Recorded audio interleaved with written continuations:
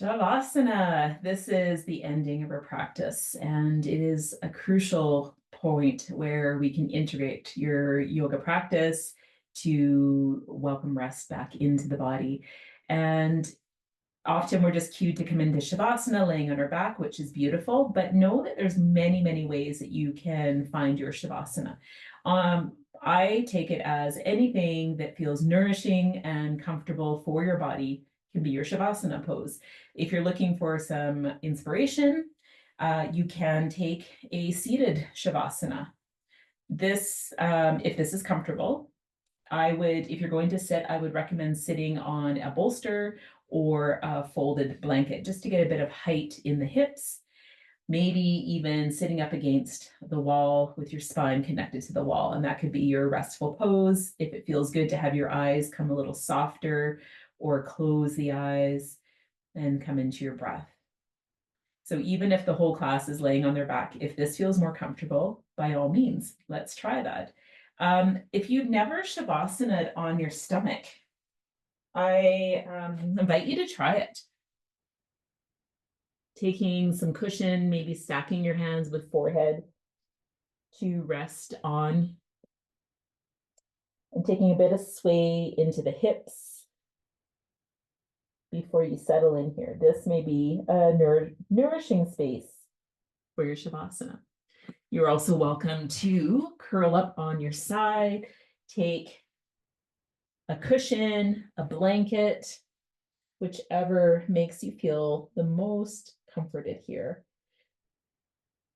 But some of my favorite ones are on your back and taking your bolster. If you have a rectangle bolster, I often will put it on the higher setting under the knees.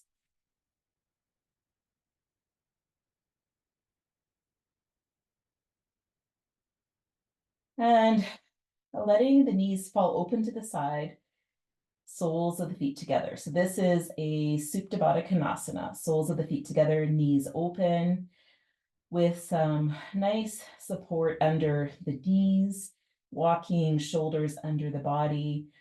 Arms can take up space. I've got my props in the way, but clearing out your space. And then eyes can be in a soft gaze or close. If you have an eye pillow, those can be beautiful. Cover yourself with a blanket. I'm all about all the Shavasana props. Another one that is really nice is to take a bolster lengthwise under the spine and lay back. So depending on your low back, this can get a little pinchy. Having your knees bent may feel nice here.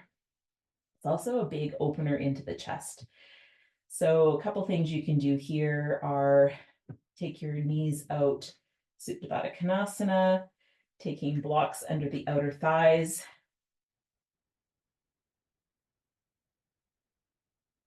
Allowing the eyes to fall heavy. And as we're getting a little creative, another option is similar, taking your block and building a little bit of your Shavasana bed. So block on the high setting, block on the medium setting, and set your bolster to rest.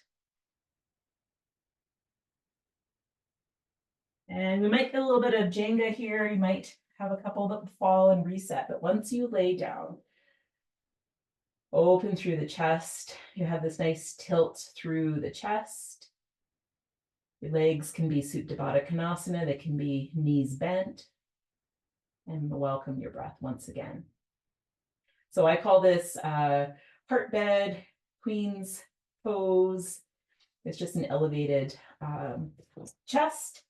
And another one that is really nice is to take the legs elevated. So taking your blocks on the medium setting and have them quite far apart, but the almost, let's see. So kind of like that on your bolster. So You don't want them all the way to the edge because then you're going to get some sag. So kind of like that. I'll turn that to the side here and I'll show you. Stonehenge. So this is similar to laying on your back and having your legs elevated up on a couch, let's say.